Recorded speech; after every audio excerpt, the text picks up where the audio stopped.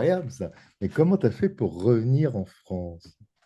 Mais Ah, ça m'a pris 4 jours à pied avec mon bâton le pèlerin? de pèlerin, voilà. Je suis arrivée jusqu'à... Non, c'était pas 4 jours, mais c'est vrai que les voyages entre la Russie et la France sont pas évidents. Donc, mais bon. Bon. Oui, parce qu'il n'y a pas de vol direct, donc à chaque fois, c'est un petit parcours du monde, tout en sachant que même en parcourant le monde, on peut pas survoler tous les zones, donc Alors, ça prend. t'es Mais passé bon, par où? je passe par Turquie, c'est le meilleur moyen. Enfin, Ah oui. pour moi, aujourd'hui, c'est le meilleur, c'est le meilleur qualité-prix, on va dire. Istanbul, non? Par Turquie, j'ai dit non? Ah, par la Turquie, oui, Istanbul, oui. Ah oui, par Istanbul, oui, oui. Excuse-moi, je n'avais pas entendu. Je crois que mon micro est C'est très... moi qui suis désolée. Et dis donc, c'est toujours un très très grand jour pour la Russie, ça, le forum de Saint-Pétersbourg. Oui, oui, oui, oui, oui, oui, oui, c'est un événement important qui dure depuis quand même plusieurs années. Et on voit sacrément la différence. Ceux qui venaient tout au début, ben, ils restent fidèles et ils sont pas très nombreux, mais bon. J'ai attendu, donc il y a le président d'Indonésie qui était présent et on lui posait la question pourquoi est-ce qu'il n'est pas allé en G7, parce qu'il paraît que l'invitation a été faite. Ils sont en train de faire les invitations un petit peu à tout le monde, les G7, j'ai l'impression. Bref. Et il a dit qu'écoutez, moi je viens à ce forum de Saint-Pétersbourg depuis des années et des années. Et on m'a invité depuis bien plus longtemps que le G7, donc je reste fidèle à Saint-Pétersbourg. Voilà. Alors, dis-moi, Tatiana, c'est la réunion finalement du Sud global à Saint-Pétersbourg. Pas seulement, mais écoute, il y a 140 personnes présentes, Pays ou personne? 140 pays, pas plus de 140 pays. Voilà, donc à tout niveau. Et c'est vrai que c'est un événement assez important. Ouais. C'est là où il faut être aujourd'hui, comme on dit. Oui, et pourtant, la presse occidentale n'en parle pas beaucoup. Depuis 2022, d'ailleurs.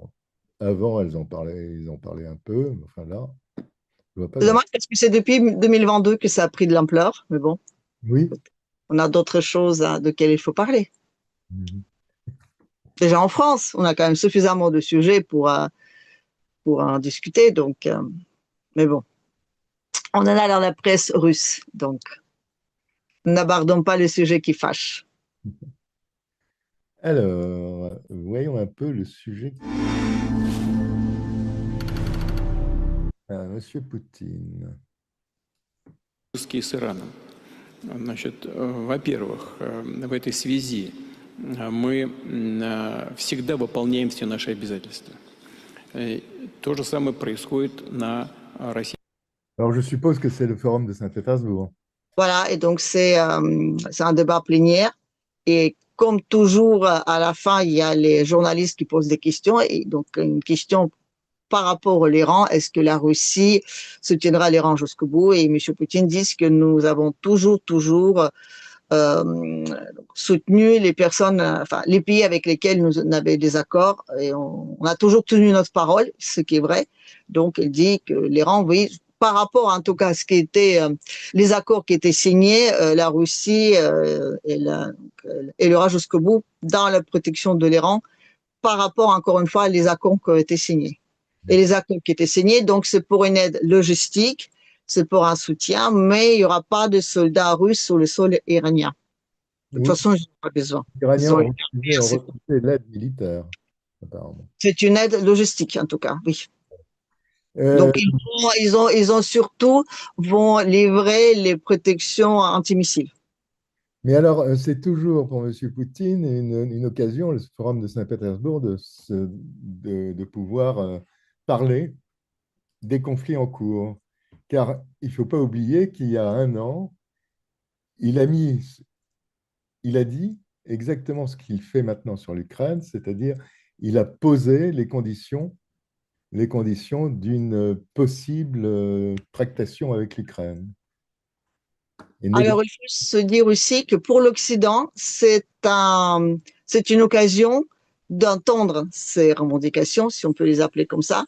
Monsieur Poutine intervient, en tout cas, il répond aux questions de journalistes très, très souvent. Après, ça n'arrive pas toujours jusqu'à nos illustres oreilles démocratiques, mais c'est une occasion, comment dire, pas pour lui de s'exprimer, mais c'est une occasion pour le journaliste d'être présent et, on va dire, c'est suffisamment important qu'on ne peut pas trop le passer sous silence.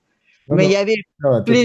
plusieurs. M. Poutine s'est exprimé la première fois sur une éventuelle négociation en Ukraine. La première fois, c'était le 22 juin 2024, avec les conditions de la Russie pour avoir une négociation. Voilà. C'est ce 24. que je voulais dire. Je crois que c'est... Alors, par exemple, plus par exemple, l'interview avec M. Carlson, est-ce que ça compte ou pas? Non, ça compte pas parce qu'il n'y avait pas, il n'y avait absolument pas à ce moment-là les conditions de négociation avec l'Ukraine. Là, il a D'accord. posé le 22 juin dernier, il a posé exactement les conditions de négociation avec l'Ukraine. Je précise qu'ils sont exactement les mêmes, celles qui étaient avant même que les Russes ont rentré leurs troupes sur le territoire ukrainien. Ces conditions n'ont pas changé.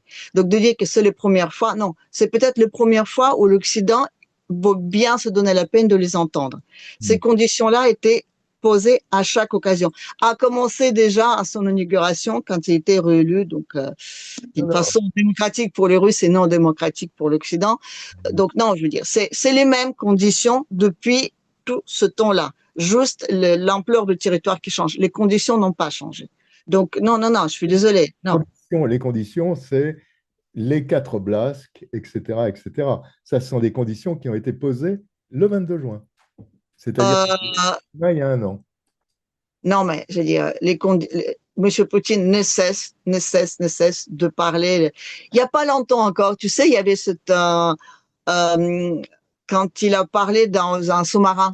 Il a dit exactement la même chose, pareil, c'était vu par tous les médias, mais on oublie extrêmement vite quand même hein, ce qui se passe dans le monde, nous, les Occidentaux. On n'a plus cette capacité de se rappeler, de se projeter en arrière. В современном мире уже все меньше и меньше идет разделение между оборонно-промышленным комплексом и гражданскими отраслями экономики. В некоторых странах вообще нет никакой разницы. Но кардинальные изменения здесь – это пятое направление. Oui, toujours, monsieur. Ben, ça, on a déjà abordé cette question-là en parlant de l'industrie militaire russe. Et Oui. M. Poutine dit qu'il y a des pays dans lesquels déjà il n'y a pas de distinction entre l'industrie militaire et l'industrie civile. Il y a des pays dans lesquels il y a cette distinction-là, mais les parts sont pas évidentes. Et surtout, ce qui est intéressant, c'est que souvent les deux s'entremélangent. Donc, et dans ce cas-là, M. Poutine dit effectivement l'industrie militaire est une part importante aujourd'hui dans l'industrie russe et il est très important et c'est là-dessus que justement c'est cette question-là qu'on a beaucoup aussi abordée pendant ce forum-là. Il est très important d'essayer de glisser de l'un vers l'autre tout en gardant une part de l'industrie militaire présente, mais essayer de faire justement ce glissement vers la part de l'industrie civile de l'un à l'autre. Voilà. Tout en disant qu'il faut absolument que même si ce glissement-là se produise, le retour en arrière sera, on va dire, aussi simple dans un sens que dans l'autre. Документы по первой АЭС в республике. Oui. Поселок Казахстана Курчатов – это Актау, где раньше уже была атомная станция, которая занималась в том числе опреснением воды. Но сейчас говорим о площадке на юге Казахстана, это вблизи озера. Alors, qu'est-ce que c'est ça? C'est enfin Kazakhstan, enfin se décider de construire des centrales nucléaires sur son sol. Donc, ils ont signé les accords avec Rosatom. Et c'est vrai que c'est un petit peu curieux, surtout Kazakhstan, c'est l'endroit où il y a de l'uranium. Il y en a même beaucoup. Et c'est un peu dommage. Enfin, c'est quand même curieux que les pays dans lesquels il y a énormément d'uranium, il n'y a pas de centrale nucléaire. Donc, pour une fois, on va dire, ils se sont réveillés, ils se sont dit qu'on va avoir nos propres centrales, mais aussi des usines, en tout cas en accord avec les Russes, pour non seulement donc extraire cet uranium-là, mais essayer de travailler pour faire justement de l'uranium combustible pour pouvoir l'utiliser eux-mêmes sur leur propre centrale nucléaire. Voilà, donc encore un exemple d'un pays qu'on dit une station-service qui se développe pour dire qu'il faut aussi que eux-mêmes ils travaillent leur matériel premier pour l'utiliser par eux-mêmes ou même essayer de le vendre, mais pas en tant qu'une matière première, mais aussi avec une valeur rajoutée. Et il faut savoir que Kazakhstan, ça fait partie des pays voisins de l'Irak.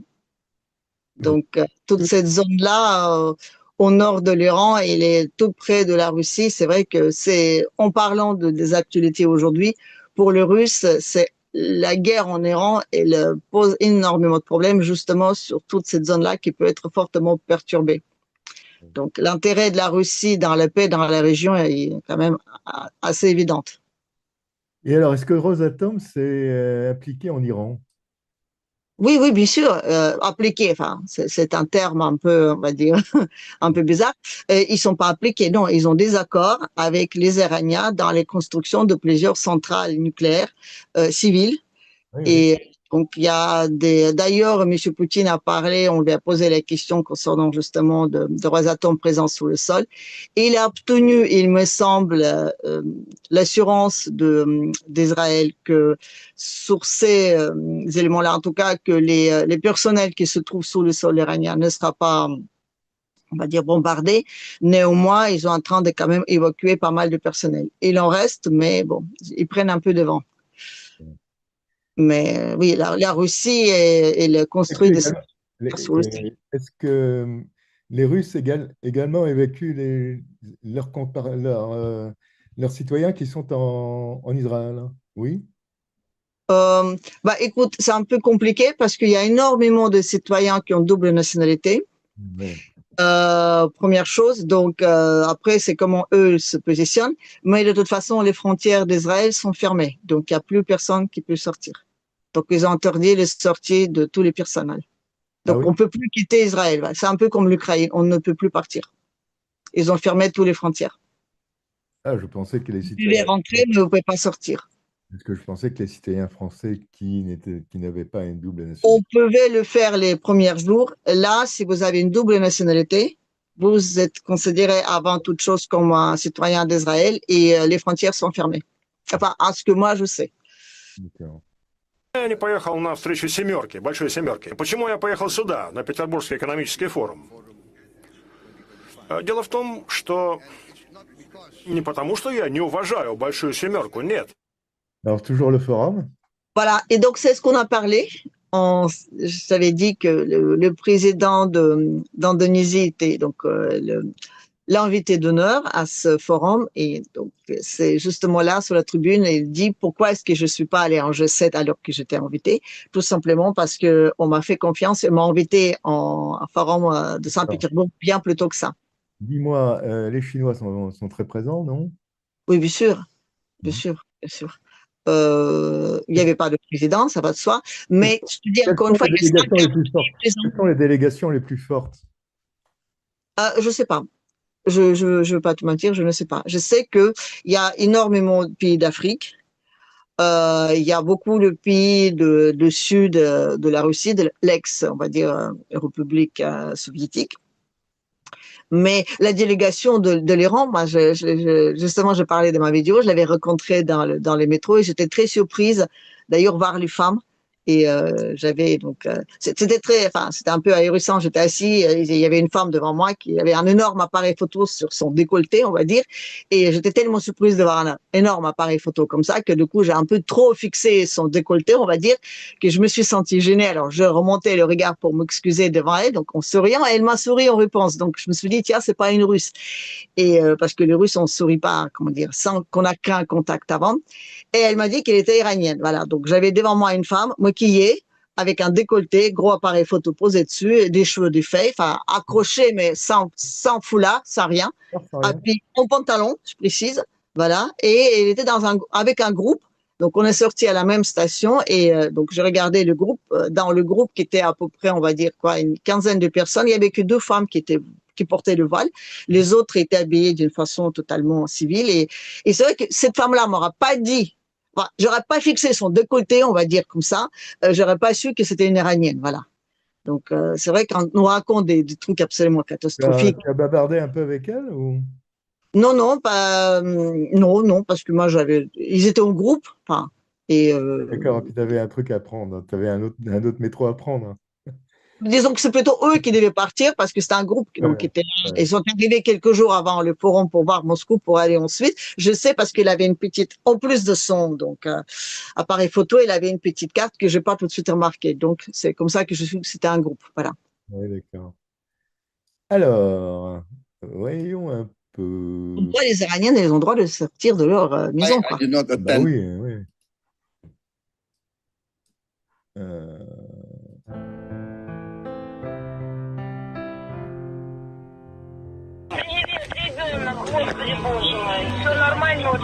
Все хорошо, да, вот только приехали, скоро.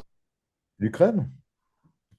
C'est des soldats russes qui reviennent de l'Ukraine, c'est des prisonniers et les échanges de prisonniers continuent à un bon rythme. Donc on est la Russie et l'Ukraine donc ont changé des accords sur l'échange de tous pour tous, enfin je veux dire tout ce qu'ils possèdent, en parlant des jeunes prisonniers de 18-25 ans. Donc ça suit son cours et ça se passe plutôt bien. Voilà. Donc il y a des bus qui circulent dans un sens et dans l'autre et il y a énormément de prisonniers qui retournent en Russie. C'est vrai que le grand échange de prisonniers à ce niveau-là, c'est plutôt un bon signe. Voilà. Souvent, on échange de prisonniers quand on pense que peut-être la fin de la résolution de conflit est pas trop loin. Voilà. C'est quand même plutôt positif. Il y a aussi les morts que donc les Ukrainiens commencent à récupérer. Voilà. Donc, ça a attendu pendant quelques temps, mais ça y est, les morts qui étaient donc rendus à l'Ukraine, les congelés, c'est dans les camions, ont été rendus. Donc, la Russie a récupéré les siens, je crois qu'en nombre de 58. Voilà. Et M. Poutine a dit, donc, dans la région de Kursk, c'est M. Poutine qui dit, on peut croire ou pas, mais d'habitude, comme dit les Russes, ou ils ne disent rien, ou ils disent la vérité. Il paraît qu'il y a 76 000 morts à Kursk du côté ukrainien. C'est vrai que c'est absolument énorme. Возвращаемся к событиям Петербургского экономического форума. Там накануне обсудили электронную торговлю и цифровизацию таможенных процессов в ЕАЭС. Это общий мировой тренд, который позволяет быстрее оформлять товары на границе. По Евразийскому кодексу на это дается 4 часа. А в России действует особое распоряжение президента Владимира Путина о сокращении времени оформления. Oui. Ah, encore le forum? Ah ouais, non, mais cette semaine, c'était un peu, on va dire, on a parlé que de ça, que de ça, que de ça. Enfin, en très grande partie, limite, ça a refermé tout le reste. Voilà. Et là, on met en question donc le nouveau programme pour dédouaner la marchandise sur les douanes. Donc, un nouveau programme numérique qui fait que maintenant les dédouanements, enfin bref, qu'on passe la douane, on va dire, sacrément plus vite.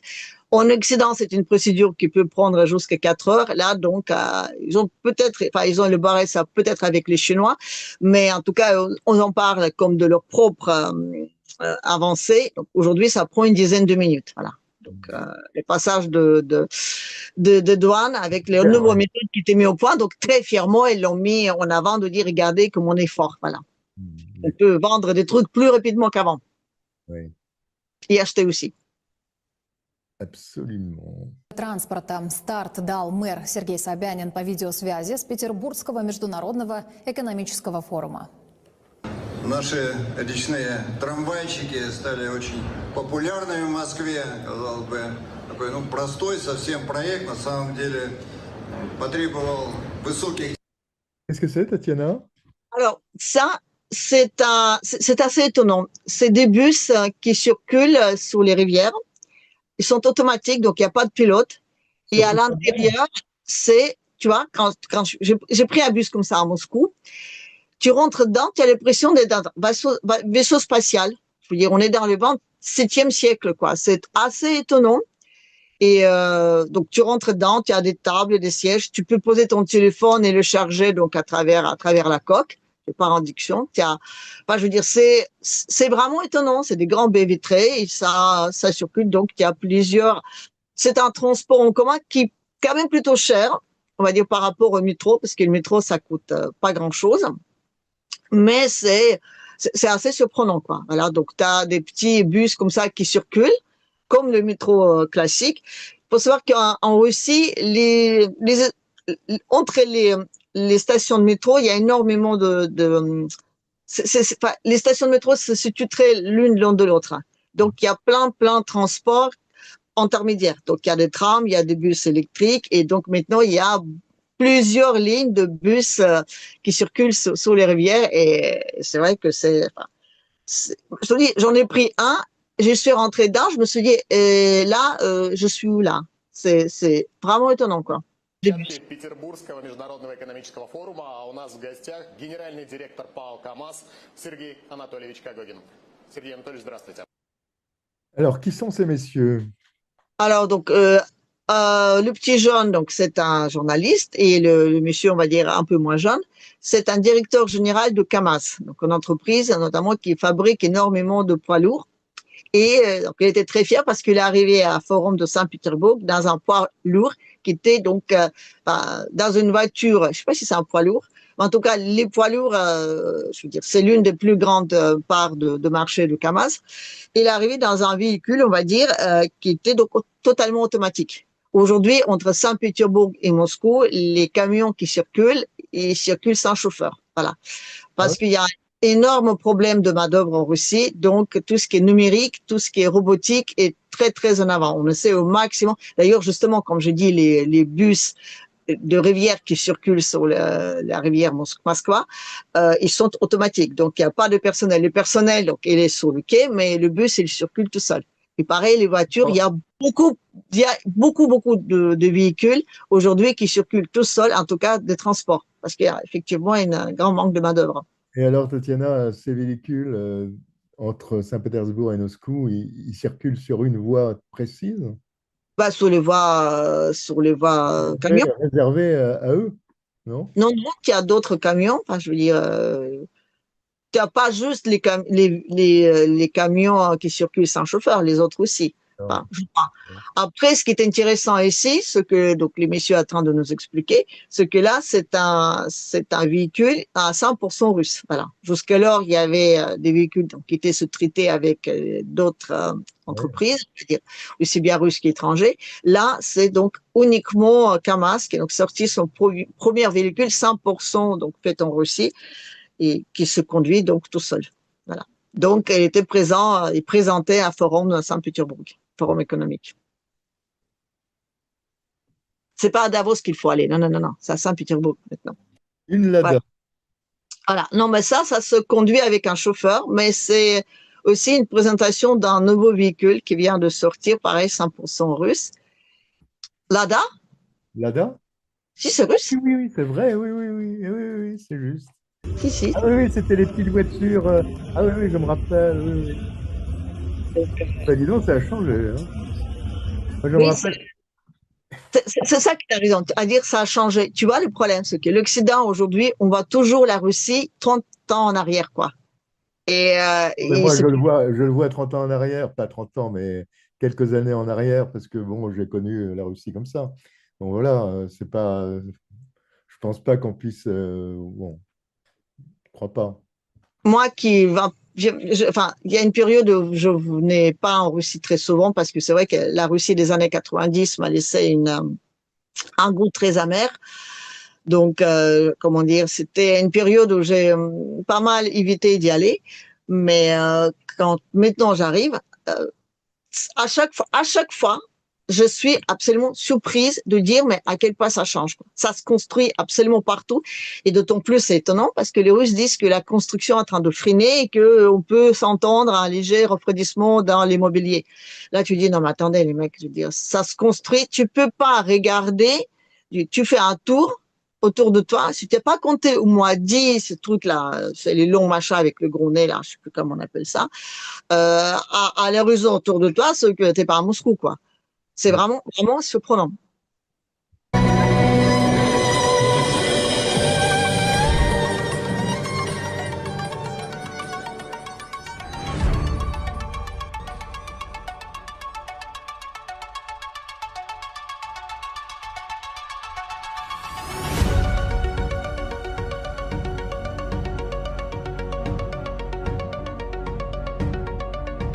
Le bâtiment que tu vois, c'est le futur cirque de Moscou.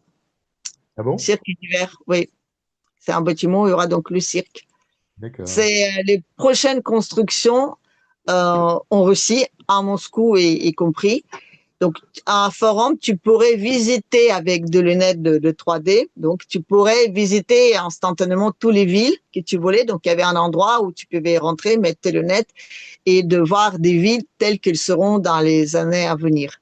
Voilà, donc, c'était assez intéressant de voir tous les projets qui sont prévus. Et comme tu vois bien, c'est pas des projets forcément militaires. Voilà. Et donc, pareil, on a une petite promenade dans le salon où on montre les cadeaux qu'on pourrait avoir aussi bien donc de chaque ville, parce que si tu visites donc avec ton casque Moscou, tu as une boutique comme si tu étais à Moscou. À côté, si tu vas visiter Saint-Pétersbourg ou si tu vas visiter, je sais pas, Kazan, ben, tu as pareil donc, les petits endroits où tu peux visiter la ville telle qu'il sera dans les années à venir en mettant des lunettes de 3D. Et pareil que c'est assez impressionnant et très, très précis. Форума, и форум кипит, огромное количество участников. И несмотря на время, да, в которое мы выходим в эфир, все еще очень-очень много людей, потому что интерес к стендам и к сессиям, которые здесь проходят, он не угасает, вот даже до уже почти позднего вечера, когда нас смотрят наши телезрители. Я хочу сказать, что от Росконгресса участникам приходит СМС, здесь анонс. Voilà. Donc, comme on a pris tout ça un petit peu à l'envers, donc c'est la vidéo qui parle de ce forum. Donc, c'est la première journée qui vient de s'achever. Enfin, là, elle est très, très tard. Là, on est aux alentours de minuit. Donc, tu vois bien qu'il y a encore énormément de gens parce qu'il y a énormément de choses à faire et les gens restent, ils restent très longtemps. C'est toujours le forum de Saint-Pétersbourg. Et c'est le début du forum de Saint-Pétersbourg, c'est ça? C'est la fin de la première journée, justement, pour montrer à quel point donc c'est plein du monde, que ça a du succès, qu'on peut pas fermer. Là, justement, tu vois, on est à Sébastopol, donc les messieurs qui mettent deux lunettes dessus, il est en train de visiter la ville, telle qu'il sera dans le futur aussi. Donc, il y a le numérique est très, très présent à ce forum.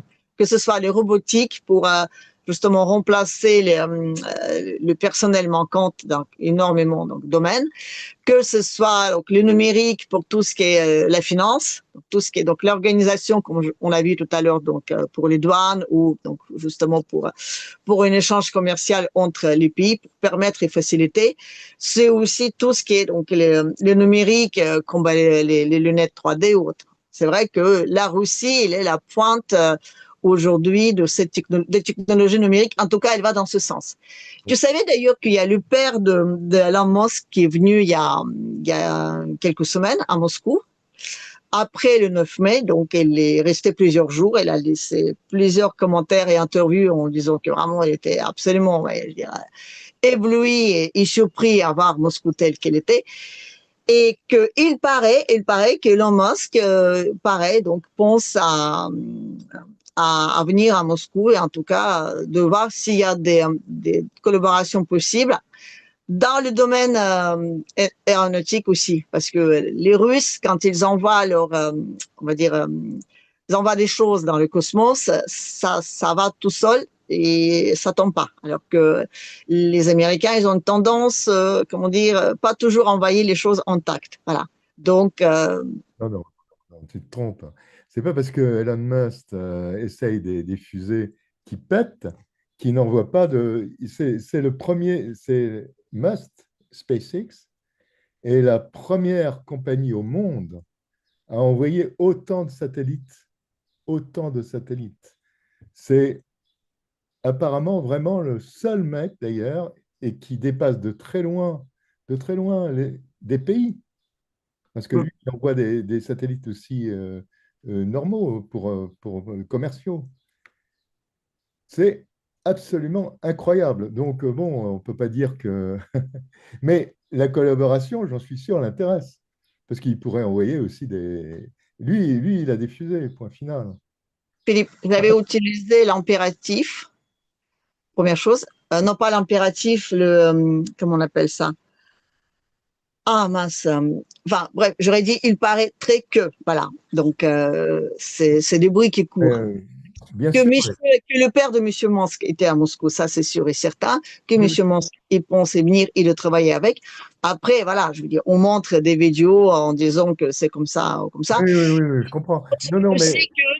on n'en parle pas énormément en Occident de prouesses russes dans le domaine de cosmos. Voilà. Par exemple, c'est les Américains. Le problème, Tatiana, c'est que la Russie a toujours le même lanceur. Alors, ils viennent qui est absolument extraordinaire, parce que ce lanceur a pu d'ailleurs dépanner les Américains pendant très longtemps. Mais en termes de gros lanceurs, ils sont en train de tester un lanceur moyen. Là, je crois qu'ils en ont envoyé un. Je crois qu'il y a eu un lancement. Mais sinon, ils n'ont absolument pas des lanceurs comme Must peut en avoir. Hein. Premièrement, pourquoi changer quelque chose qui marche? Secondo, les Russes travaillent justement sur d'autres lanceurs. Mais surtout, tu sais, encore une fois, dans les séries, pourquoi changer des choses qui marchent? Tu sais que les toilettes dans le cosmos, dans les stations spatiales internationales, les toilettes qui sont utilisées par tout le monde, les Américains y compris, c'est les mêmes qu'on utilisait tout au début dans les années 60, donc en Russie. C'est les mêmes toilettes parce que non, mais c'est anecdotique, mais les Américains, ils ont acheté aux Russes les toilettes cosmiques. Je connais même le prix, c'était 90 millions, tout simplement parce qu'un truc aussi bête, ben voilà. Et c'est les toilettes qui marchent depuis, on va dire quoi, 60 ans, c'est toujours les mêmes, ça n'a pas changé. Donc, comment dire, pourquoi changer les choses qui fonctionnent? Et c'est tous les pays présents dans les stations internationales, dans les cosmos, utilisent les toilettes soviétiques, en l'occurrence, parce que c'était à l'époque qu'elles étaient conçues. Voilà, ils ne sont pas changés depuis. D'accord, Tatiana. Eh ben, écoute, bravo pour les toilettes. Bravo pour les chiottes, oui. Tu vois, les Russes, on dit qu'on n'a pas de toilettes, alors que c'est nos toilettes à nous qu'on utilise dans le cosmos. Voilà. C'est incroyable, ça. Mais tu vois, comme quoi l'Occident. Ah, mais dès qu'il s'agit de faire caca, il faut appeler les Russes, quoi. Un secours. Bon, Tatiana, mais écoute, je te remercie beaucoup. Bah, écoute, on va pouvoir se revoir dans une semaine, peut-être. Oui, je l'espère de toutes mes forces. Je sais jamais ce qui peut arriver. Mais bon, j'espère. Ben, écoute, Hein? je suis aussi française, alors comment dire, l'impossible n'est pas français. Ah oui. Ah bon, d'un seul coup, tu es français. Ah ben, pas pourquoi d'un seul coup, je l'ai su. Non, mais je revendique haut et fort que je suis et russe et française et je suis la preuve vivante comme quoi les deux peuvent, en tout cas, vivre dans le même corps, donc pourquoi pas dans le même, on va dire, continent. Ah ben, en symbiose. C'est ça. On peut s'entendre à merveille. Regardez les résultats. Voilà. Si vous voulez attendre la perfection, mes amis les Français, vous savez ce qu'il faut faire. Voilà. Faites comme avec les Russes. Salut Tatiana. Merci beaucoup à toi. Allez, ciao.